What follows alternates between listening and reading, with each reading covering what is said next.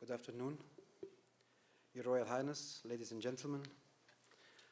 We would like to start this session on science, diplomacy in a changing world. In today's interconnected and globalized world, diplomacy no longer belongs to the realm of the conventional state actors alone. That's to say, foreign affairs governing authorities and ministries. When nations come together to negotiate cooperative agreements on management of fisheries or monitoring of public health and infectious diseases, they need scientific expertise.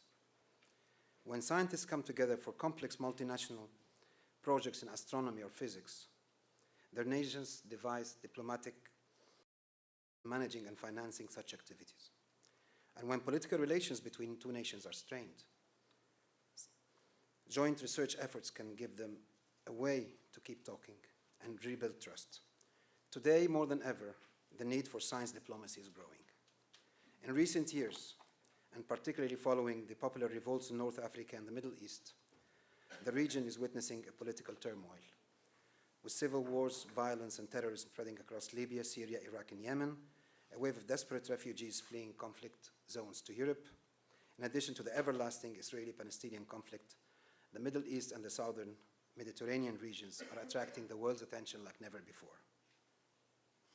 The region is undergoing a critical transformation process, which will continue for years to come. Diplomacy plays a crucial role in this transformation, engaging the relevant stakeholders and actors in effective dialogue and cooperation. It is proposed that science diplomacy can also play a more prominent role. As transnational policy networks proliferate both regionally and globally, there is a growing space for para-diplomatic activities led by non-state actors. There is a long tradition of transnational cooperation in scientific research. International scientific networks have tackled global challenges such as climate change, terrorism, and pandemics. As such, research collaboration constitutes an important diplomatic tool. On the one hand, it can be seen as instruments for enhancing intercultural bonds and trust building with counterparts. On the other hand, they serve also the domestic political and economic objectives. Today, there is growing interest in the relationship between science and diplomacy. But the key question remains, what can science diplomacy offer? Within this context, this panel discussion will address the role of science diplomacy as a foreign policy tool, the diversity of objectives it serves, and the variety of forms it may take. We will attempt to examine the actual and potential role of science networks in fostering intercultural dialogue and cooperation.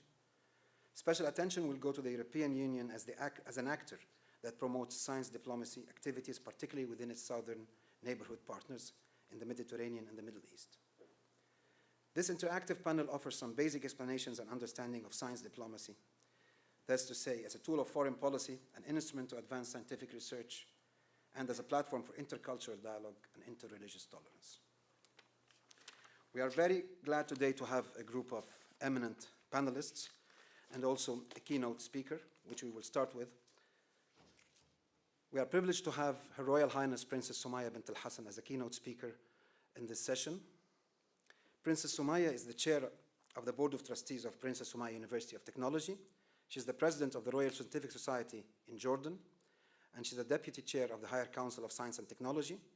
She's the president of the UN ESQUA Technology Center Board of Governors. She's also the chair of the World Science Forum 2017, which will be held in Jordan next year. And she's the chair of a national campaign for public awareness for drivers of change in Jordan. She has been awarded many awards related to her active advocacy and participation in science and technology initiatives and pushing science and technology forward in Jordan and the Arab world, like the Albert Einstein Medal for Distinguished Achievements by the University of Ulm in Germany, the Lazio Between Europe and the Mediterranean Prize in Italy, the Order of the Crown of the Netherlands, among others. Princess Sumaya is also an archaeologist, and she is an advocate of science technology as a catalyst for change in the Arab world through education, research, and innovation. We are very happy to have you here. Your Royal Highness, please, the floor is yours. Bismillah ar-Rahman ar-Rahim. Ladies and gentlemen, I am delighted to address you all here at ESOF, and particularly at this session on science diplomacy in a changing world, which has been organised with the support and guidance of EMUNI and both institutions, conference and university, remind us that borders matter little in the innovative history of mankind. Indeed, when great powers fall, as they inevitably do, it is ideas, knowledge, and dynamic culture that remain. I believe that it is the role of science diplomacy today to build those borderless networks that ignite creativity and empower innovation. Perhaps more importantly, in our troubled world of today, we must devise mechanisms that will ensure greater stability across regions and continents as our political and social structures falter or fail. Ladies and gentlemen, science diplomacy, as we should understand it, is neither new nor anathema to the soul of our human collective. In our world and in our greater region, which we consciously divide between east and west of our Mediterranean Sea, we have met, imagined, and melded together for many thousands of years. For long before our modern borders were etched onto our consciousness, we had fought and loved, built and destroyed, encountered and often misunderstood each other time and again in our shared physical and emotional landscape. We have worked together and battled alone in our tumultuous and wondrous common Mediterranean history. We are neighbours with the longest of histories and occasionally the shortest of tempers. But we must remember, in the face of a torrent of bad news that flows from our television sets and mobile devices and forces us to imagine a static eternal struggle, that the swords which passed through the bodies of our shared ancestors over many, many years left no marks in the dust. But the ideas that darted across our territories have shaped who we are today. The new foundations of science diplomacy must be built on understanding of the ebb and flow of ideas and engagement throughout time. For we have created our histories side by side, and we have jointly and separately enriched the scientific heritage that defines our modern world. I would note that the Arabic, Christian, Jewish, and Muslim legacy in today's Europe and the world is immense. For we live in a world built upon layers of experiment and discovery. Science and innovation have brought us to a place of wonder and possibility, a place that can offer more to so many of our global citizens and that must offer opportunities to all. As we stand upon this threshold of hope and possibility, we must not forget the vision and desire of all those scientists and learned individuals who inhabited our shared and distinct histories. In our cross-continental heritage, I am proud to mention great men such as Averroes, Ibn Rushd, and the Arabic-speaking Jewish scholar Maimonides, who have enriched all our lives and helped to define the values and standards that must help us to keep today's globalizing world on a track of humanitarian coexistence. It is unfortunately true that many in our societies have chosen to map history through battles fought and banners raised on conquered territory. In your context and in mine, there are those who see these supposed glories as symbols of present entitlement. They are the ideologues who offer nothing to the future prosperity of their own people or of the other. I therefore prefer to map history through friendships and relationships, forged by learned individuals in the most adverse of circumstances.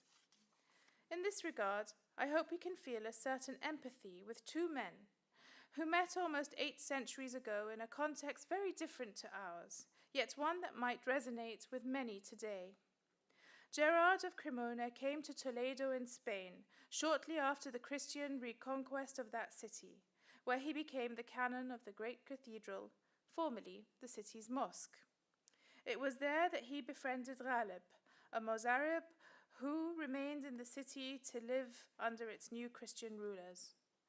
Together, Gerard and Ghalib undertook a monumental task that would render an inestimable service to scholars and scientists throughout Spain and the Western Mediterranean. Collectively, They translated almost 100 works from Toledo's great library in the most circuitous way. Ghalib rendered the classical Arabic of the texts into Castilian Spanish, where Gerard then translated into Latin.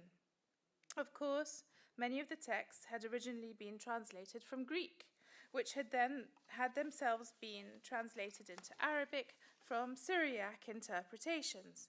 Doubtless, it was not the ideal way to transmit knowledge, but imagine how much of it would have been lost had it not been for the committed efforts of those unlikely friends, social scientists of the first order, diplomatic to the last in a supremely challenging cultural environment. In today's high-speed world, where knowledge is in constant translation through interpretation, it remains true that only scientific methodologies can assure us of our best conversations. I hope that through a modern interpretation of science diplomacy, we can provide a link for interpreting and encouraging exchanges between scholars and the scientific communities in all our respective countries. It is true that our friends Gerard and Ghalib benefited from a heritage of Arabic respect for learning that stretched back to the 8th century. Indeed, the works of Aristotle, Euclid, Plato, and Ptolemy, as well as commentaries by Avicenna and astrological texts by Al-Khwarizmi, all survived through the kindness of patrons and the passion of scholars. They all made their way into modern European research libraries through the efforts of learned men and women who respected knowledge for its own sake, and not for any localized cultural ideology where knowledge is so often forced into service. But I feel I must clarify my intention here today and express my fundamental belief that for science diplomacy to operate successfully, scientists and diplomats must trust all of our global family and embrace all backgrounds and cultures. For to claim a place for one's ancestors in the pantheon of scientific achievement is not to take a stand in any clash of civilizations. Rather, it is an affirmation that we all owe our fellow human beings the benefit of our learning and our scientific achievements, and our honest endeavors to improve the quality of lives around the globe. It deeply saddens me that Arabic science was productive for more than 500 years, and yet we now languish in the lower reaches of scientific league tables. It saddens me further that geniuses such as Abu Ali al-Hassan ibn al-Haytham, Abu Rayhan Muhammad al-Biruni, and Abu Ali al-Hussein ibn Sina are not the heroes that they should be among young Arabs today. I am determined to do what I can to instill pride in young Arabs and to draw out their talent for the benefit of their communities and our world.